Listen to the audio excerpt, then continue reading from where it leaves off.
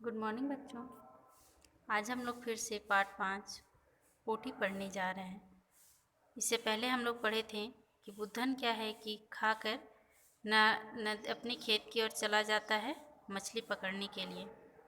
फिर वो धीरे धीरे वो चला जाता है तो मछली पकड़ते हुए बहुत उत्साहित भी होता है, उत्साहित रहता है। फिर सोचने लगता है कि अब क्या है कि पहले जैसा मछली नहीं है, अब धीरे धीरे मछली जो है वो कम होने लगी थी। तो वो कहता है इसके पीछे भी एक कारण था। पहले गांव में किसान अपने खेतों में क्या करते थे कि गोबर और घास से बने खाद को डालते थे। लेकिन अब क्या है कि अच्छी पैदावार बढ़ाने के लिए, मतलब फसल अच्छी हो, इसके लिए वो लोग चलानी खाद, यूरिया और सल्फेट का प्रचार किया जाने लगा। तो गांव में लोगों ने गोबर खाद की जगह वही चलानी खाद और सल्फेट को डालना शुरू कर दिए। धान के पौधे को कीट पतंगों से बचाने के लिए पहले गांव के लोग नीम, सिंदवार और करम पेड़ की डालियां खेतों में गड़ देते थे। लेकिन अब क्या है कि रासायनिक स्प्रे बाजार में मिलने लगे तो किसान इसका प्रयोग करने लगे। इसका विपरीत असर खेत के पानी में पलने वाली मछलियों और अन्य जीव जंतुओं पर पड़ने लगा। मतलब इसका उल्टा प्रभाव पड़ने लगा कि जो भी जीव जंतु था वो धीरे धीरे क्या हुआ, वो अपनी समाप्ति की ओर जाने लगा। तो वही कह रहे हैं ना कि उससे क्या हुआ कि सभी लोग रासायनिक स्प्रे ये सब डालने लगा तो उससे मछली भी मरने लगी और जो भी जीव जंतु है वो भी धीरे धीरे मरने लगे। छोटी मछलियों में बिंदु मछली तो इन रासायनिक दवाइयों को बर्दाश्त ही नहीं कर पाती है। गोतू और गरई किसी तरह इन्हें सहन कर लेती है ना। गोतू और गरई मछली इन चीज़ों को सहन कर लेती है, लेकिन पोठी मछली इन दवाइयों के कारण अब खेतों में तो बिल्कुल ही नहीं मिलती। पोठी मछली जो है वो अब ये दवाई के कारण एकदम भी नहीं मिलता था। वो कहाँ मिलता था, तो नदी में या तो फिर नाला में। पोठी मछली को लोग क्या करते थे कि सालों भर रख देते थे, साल भर के लिए सुखा कर रख देते थे और उसका सब्जी बनाकर खाते थे। किसके साथ, तो भात के साथ।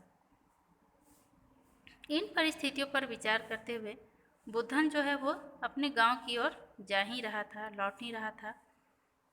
वह चिंता मग्न हो गया था। अब पहले की तरह बारिश भी नहीं होती। वो सोचने लगा कि पहले की तरह बारिश भी नहीं होती। इन्हीं सब विचारों पे वो सोचते सोचते अपने घर की ओर जा रहा था। समय पर पानी बरसा तो बीच में सूखा पड़ जाता।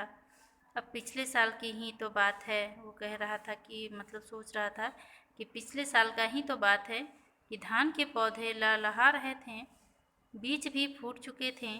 2-3 सप्ताह में बीज पकने भी लगते। लेकिन अचानक क्या हुआ कि आंधी तूफान और तेज हवाओं ने सारी उम्मीदों पर पानी फेर दिया।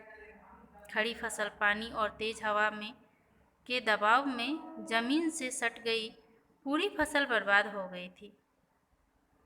आंखों में आंसू आ गए थे सभी की बुद्ध किसानों की, है ना।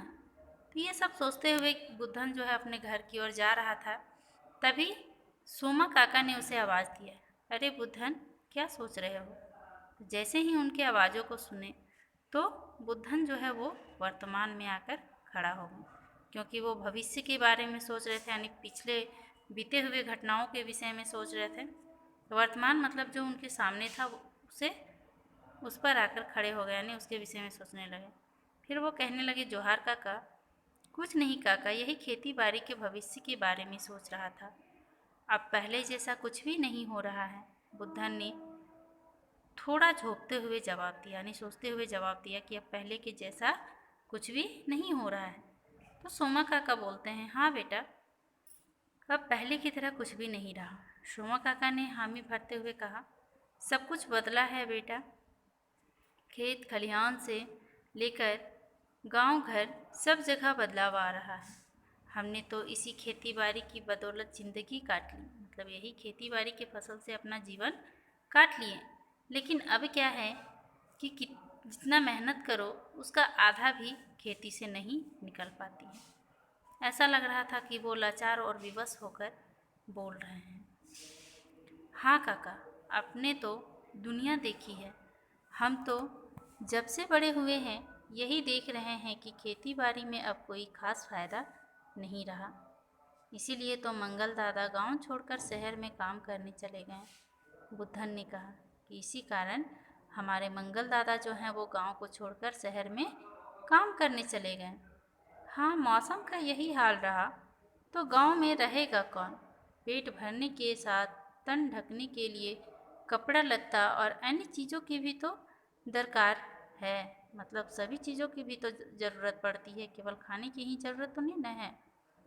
तो ऐसा अगर हाल रहा मौसम का तो गांव में कौन रहेगा? धीरे धीरे गांव से लोग क्या करेंगे कि शहर की ओर तो जाएंगे ही। धान बेचें या बचा कर खाएं, बस धीरे धीरे जवान लोग तो गांव छोड़कर शहर की ओर चले ही जाएंगे। मतलब वो लोग क्या करेंगे? या खाना खाएंगे या उसे बेचकर अपना कपड़ा लत्ता अन्य चीज ज़रूरतों को पूरा करेंगे। क्या कर पाएंगे? अगर ज़रूरत पूरा नहीं होगा तो वो लोग भी धीरे धीरे, जितने जवान लोग हैं सभी युवा अपने गांव को छोड़कर शहर की ओर तो जाएंगे ही। सोमा काका की आवाज़ में निराशा साफ झलक रही थी। बुद्धन सोचने लगा, खेत में गरई, गेतू और बिंदु मछलियाँ तो गायब हो ही रही है, बस बच गई यह पोठी मछली। मतलब सभी मछलियाँ तो खेत में गायब हो ही गई है, बस यह पोठी मछली बच गई है। यह भी कुछ दिनों में समाप्त हो ही जाएगा, है ना?